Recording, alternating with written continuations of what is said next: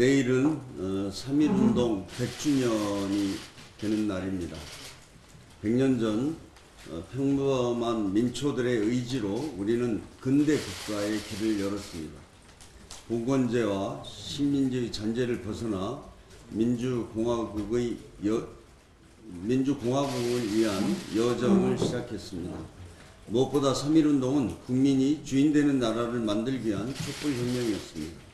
3.1운동의 정신이 4.19 혁명과 부산 마산 민주항쟁, 5.18 민주화운동, 60항쟁, 2016년 촛불혁명으로 이어지면서 우리는 민주주의를 완성할 수 있었습니다. 3.1운동의 정신을 되새기면서 이제 새로운 100년을 준비해야 합니다. 새로운 100년의 첫 번째 과제는 평화와 번영의 한반도를 만드는 것입니다. 또한 우리 사회의 낡고 불합리한 시스템을 개혁해서 더 살기 좋은 나라를 만들어야 합니다. 구조적인 사회 양극화와 경제 불평등을 해소하고 혁신적 포용국가의 기틀을 가지는 것이 중요합니다. 함께 잘 사는 사회를 위한 사회적 대타협도 이뤄내야 합니다. 정치도 지금까지와 다른 모습으로 바뀌었으면 합니다. 정쟁과 갈등만 반복하는 낡은 정치에서 벗어나 대화와 타협을 통한 협치의 문화를 만들어야 합니다. 새로운 100년은 지난 100년의 잘못을 답습하는 대신 더 나은 변화와 희망을 만드는 과정이어야 합니다. 3.1운동 100주년이 새로운 대한민국 건설의 원년이 되기를 기대합니다. 이제 몇 시간 뒤에 역사적인 하노이 선언이 발표될 것입니다. 어제 북미 정상의 첫 만남에서 이번 회담의 성공을 예감할 수 있었습니다.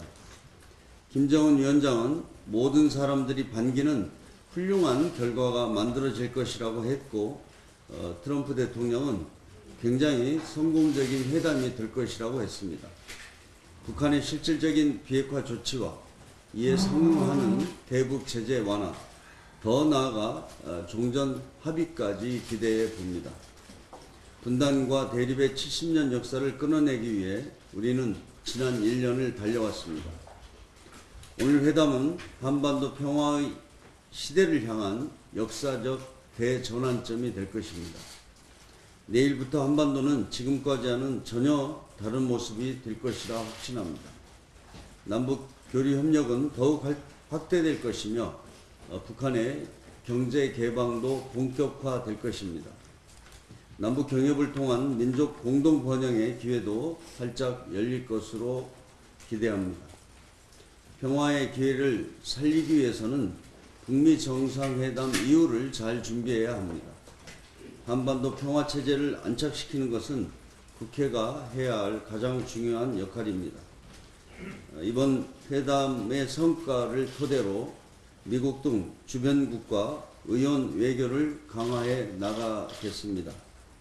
남북 교류 협력 확대에도 주도적으로 나서겠습니다. 지난해 국회에 설치한 남북 경협 특위에 입법권을 부여해서 철도 도로 연결, 개성공단 재개 등을 이유한 입법과 지원 방안 등을 논의해야 합니다.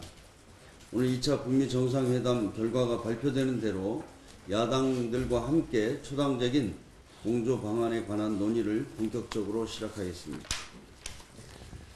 자유한국당이 새 지도부를 선출했습니다. 축하드립니다. 한국당 새 지도부가 합리적인 보수 정당의 모습을 보여주기 바랍니다. 지난 2달 한국당은 국민을 실망시키고 정치 혐오를 부추겼습니다.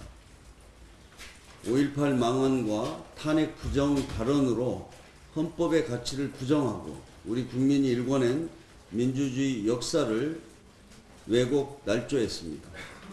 국민을 위해 조건 없이 국회를 열자는 여야 사당의 요구도 거부했습니다. 한국당 새 지도부는 이에 대한 진정성 있는 모습부터 보여야 할 것입니다.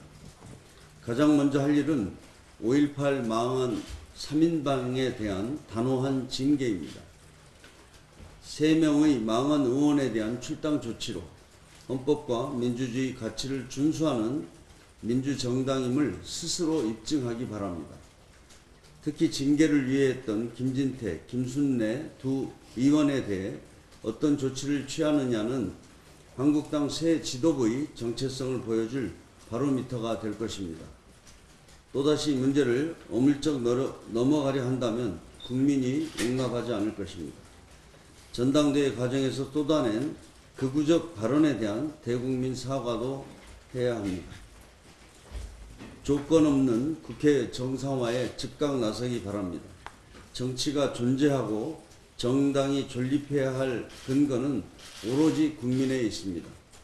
민생을 도외시한 채 국회를 작동 불능 상태에 빠뜨리는 일은 더 이상 하지 말아야 합니다.